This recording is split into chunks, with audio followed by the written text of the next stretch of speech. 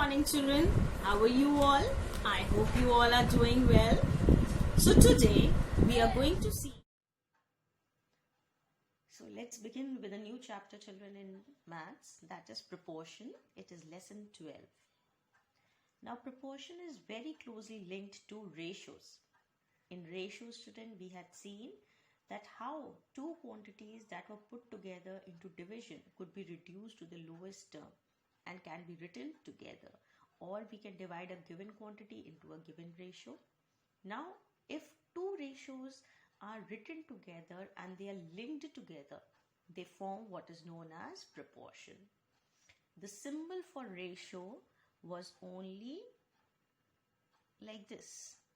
In proportion, children, we put one more pair with this, and this is the symbol that we use for proportion. And the ratio is written before this and one ratio is written after this, which when reduced should come to the same value.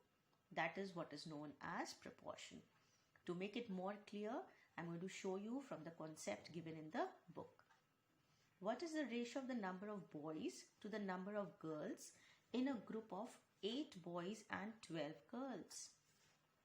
Let's see. So the number of boys, the required ratio is number of boys to the number of girls. Boys are 8 and girls are 12. Now when you reduce this, children, I can start reducing it by 4. So 4 2s are 8 and 4 3s are 12. So my answer comes out to be 2 upon 3. In the same way, children, what is the ratio of rupees 18 to rupees 27? Again, 18 upon 27, reduce it by 9. 9 2s are 18 and 9 3s are 27. So we come out to 2 upon 3. Now look carefully. The answer after reducing the first one was 2 upon 3 and the answer after reducing the second one is also 2 upon 3. So we can say that both of these are in a ratio, in a proportion, sorry. So both these ratios are together in a proportion. Now look at this. 8 upon 12 and 18 upon 27 are equal, though they do not look to be equal, children. They do not look to be equal. Neither the numerators nor the denominators are same, so they are not equal.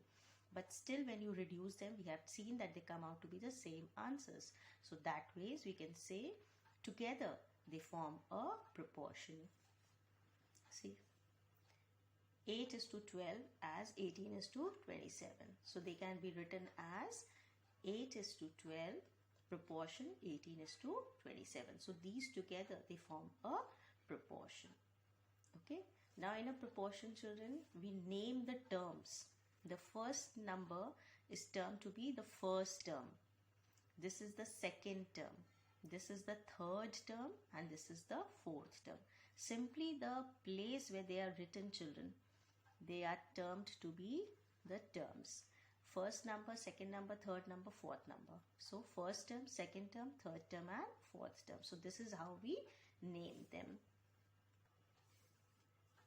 Now the next thing is, children, in a proportion, the fourth term is called the extreme, whereas the second and the third term is called the means. That means, in simple words, you can understand, children, if our proportion that we had written right now was this, 8 is to 12, proportion 18 is to 27. We can replace it with is equals to sign also, children, because both of these ratios were same, or you can write in the form of a proportion. So the first and the fourth term, is known as extremes. The second and the third term is known as mean, right? It is known as mean and the other one is known as extreme. So the outer two, that is the first and the fourth, are extreme, and the inner two, that is the second and the third one, are known as means. There is a formula that we use in this chapter, children. Product of extremes is equals to the product of the means. That means if we multiply 8 and 27, our answer is going to be same as 12 into 18. So we make use of this formula. So you will have to learn this formula because this is the formula that is going to be used in the lesson. So with this, we complete the introduction part of proportion. Now let's start with the first exercise, that is exercise 12A, and let's see how to do the various questions. So now let's get started with exercise 12a, children. Let's see the first question. In each of the following, check whether or not the given ratios form a proportion. Now when we look at this question, children, it has so many subparts, right? This you can understand, this is all written in the form of a proportion only. But what about this? 12 divided by 3 and 8 divided by 12. You can write them simply in the same way as it is written. 12 is to 3 and 8 is to 2. The method of solving of all of them will remain the same. So let's see how to do these questions. So I've taken the first part, 8 ratio 16 and 12 ratio 15. How are we going to do it? So you can write it as 8 upon 16 and 12 upon 15 on the other side. And now reduce them. I'm starting with 8 over here. 8 ones are and 8 twos are. So my answer is 1 upon 2. I'm starting over here with 3. 3 fours are 12 and 3 fives are 15. Now we can see, children, the answers are not coming the same. This side we have 1 upon 2 and this side we have 4 upon 5. So they are not in proportion. Okay. Let's see the fifth one I have taken. The fifth one is 15 upon 18 and 10 upon 12. It is given in this form only in your book, so I have taken that. Now we are going to reduce it. I can reduce it by 3. So 3 fives are 15 and 3 6 are 18. Right? So this is here. Again over here, I can reduce it by 2, children. 2 fives are 10 and 2 6 are 12. So 5 upon 6. Now in both the cases, we have seen that the answer is 5 upon 6 only. So yes, they are in proportion. That means 15 is to 18 proportion. 10 is to 12. Yes, it is true. Okay. So this is how you do question number 1. Now look at question number 2 in your books, children. Find the value of x in each of the following proportion. Now if you look at the values carefully, children, you are seeing that they have put x in different places. In over here it is the first term, over here it is the second term, then over here it is at the third place, again third place, fourth place and fourth place. So that means the value of x at whichever position it is, we have to calculate that. So let's see how to do this question. I have taken question number 2, the second part. 14 is to x is equals to 7 is to 9. Let's see that. So we are going to make use of a formula, children. Product of the mean is equals to the product of extreme. Now my mean is these two. The internal two values are the mean and these two are my extremes. So I'm going to put them, right? I'll write a m over here so that you understand, and a x over here, e over here I mean, right? So let's see with that. So 7 into x should be equal to 14 into 9. Now this is into multiplication. When you take it on the other side of is equals to, 7 will go into division. So x is equals to 14 into 9 upon 7. Now 7 ones are and 7 twos are. So 2 nines are 18. So my answer is 18. Now if I want to check my answer, children, you can divide 14 by 18. You will come across the same answer, that is 7 is to 9. Let's see. In the rough you can do it 14 upon 18. Right? So with 2 I can start. 2 sevens are 14 and 2 nines are 18. See, 7 upon 9. Okay. I'm taking the fifth part of the same question, children. Let's see how to do this. 16 is to 24 is equals to 6 is to x. Now our x, that is at the fourth term. Again, formula, product of the mean is equals to product of extreme. Make sure that you are writing the formula in every question. So 24 into 6, that is mean, should be equal to 16 into x. X is equals to, now this 16 will come on the other side. So from multiplication, it will come in division. Now you can reduce it, right? So with 8, we can reduce 8, 2, or say, yeah. Now children, let's see the fifth part of it. 16 is to 24 is equals to 6 is to x. Now x is at the fourth term. Again, make use of the formula, product of mean is equals to product of extreme. Make sure that you are writing the formula in every question. So that way 24 into 6 is mean and 16 into x is extreme. Now keeping x this side, we will remove 16. This is in multiplication, will come on the other side as division. Now start reducing. 8 2s are 16, 8 3s are 24. Then 3 into 6 upon 2. 6 3s are 18 upon 2. You can do it like this also, children, or if you want, you can reduce it. 2 1s and 3s are. Then 3 3s are 9 straight away. Or 18 upon 2, and then we reduce it. 2 1s are and 9s are. So our answer is x is equals to 9. Question number 3. Find the value of x so that the given four numbers are in proportion. Now it is a similar kind of a question, but only the thing is the way of giving the question is different. So we have to calculate the value of x. Wherever the x is given, you have to calculate that particular term. So the method of solving will remain exactly the same like question number 2. So I have taken the fourth sub part of it. 4, x, 6 and 18. Product of mean is equals to product of extreme. So means are 6 and x. So x into 6 is equals to extremes 4 into 18.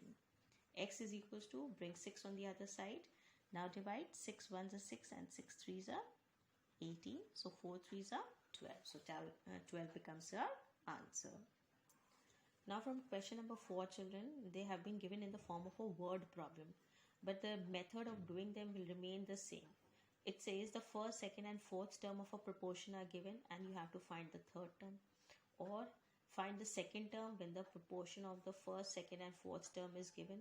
So that means they are given the same thing what we have done in question number 2 and 3, but in the form of a word problem. So let's see how to do them. So question number 4, I'm not doing the complete thing, children. You will have to take a variable over here. They have written it as x. You can take anything that you want. So I have written let the third term be a. Now put them into proportion. 6 is to 18, proportion a is to 75. And now you are going to solve for a. Question number 5 also. Let the second term be b. I have taken another variable b and I have written them into a proportion. 9 is to b, proportion 8 is to 24. Now the method for doing both of them and the further questions will be just like we have done question number 2 and 3. Coming to question number 7, children. The ratio of the length and the width of a school ground is 5 is to 2. Find the length of the width. Find the length if the width is 40 meters. Now let's see question number 7, children. The ratio of the length and the width of a school ground is 5 is to 2. Find the length if the width is 40 meters. Now, how will we do? Length is to width is given. And this is given, ratio is given as 5 is to 2. And the width is again given as 40 meters. So, 40 meters in ratio is written as 5 is to 2. So, how much is the length? So what will you do, children? It is length is to width and then again length is being asked. So where length is written over there, make use of a variable by putting and substituting the value of length. Then you are going to suppose this, children. Let the length be a. Now put them into proportion. 5 is to 2, proportion a is to 40. Now again the formula, product of the means is equals to the product of extremes. So 2 into a is equals to 5 into 40. A is equals to 5 into 40 upon 2. Now reduce it. 2 1s are and this is 20. So 5 into 20 is 100. That means how much is the length? Length is 100 and the width is 40. Now if I want to check my answer whether it is correct or not, children, divide 100 by 40 in rough. Zeros can get cancelled. And with 2 I can cut my 10. 2 5s are 10 and 2 2s are 4. So my answer came out to be 5 is to 2, which is what is given, the ratio between length is to width. That means my answer is correct. Coming to question number 9, children. The ratio of copper and zinc in an alloy is 9 is to 8. If the weight of the zinc in the alloy is 9.6 kilograms, find the weight of copper in the alloy. So the ratio is given between copper and zinc, which is 9 is to 8. And then the weight of zinc is given 9.6. That means copper is what we have to find. So write a statement over here. Let the weight of copper be C. Any variable you can take. I have taken C. You can take any variable. Now put them into proportion, children. 9 is to 8. Proportion C is to 9.6. Now product of means is equals to the product of extremes. So C into 8 is equals to 9 into 9.6. Now C is how much? 9 into 9.6 upon 8. Now because there was a decimal over here, the moment you remove your decimal and shift it one place, you need to add a 0. So that is what is there. It can be written as, now I can reduce it by 8 10 times, and this is 12 times. So 9 into 12 upon 10, children. If I remove this 0 from here, I will write this 12 as 1.2. Same thing which we did it over here. So I can write 9 into 1.2, or if you want, you can further reduce it and then divide and get the answer. It will come to the same thing, children. So 9 into 1.2 will give me 10.8 kg as the answer. Let's see, children, question number 10. The ratio of the number of girls to the number of boys in a school is 2:5. If the number of boys is 225, find the number of girls and the number of students. So the ratio is given between girls and boys, and it is written as 2:5, and then the number of boys is given as 225. So we will suppose, let the number of girls be A, any variable. 2:5 proportion A is to 225. Put the same formula, product of mean is equals to product of extreme. Then 5 into A is equals to 2 into 225. A is equals to, remove 5 from this side, take it on the other side, it will go from multiplication to division.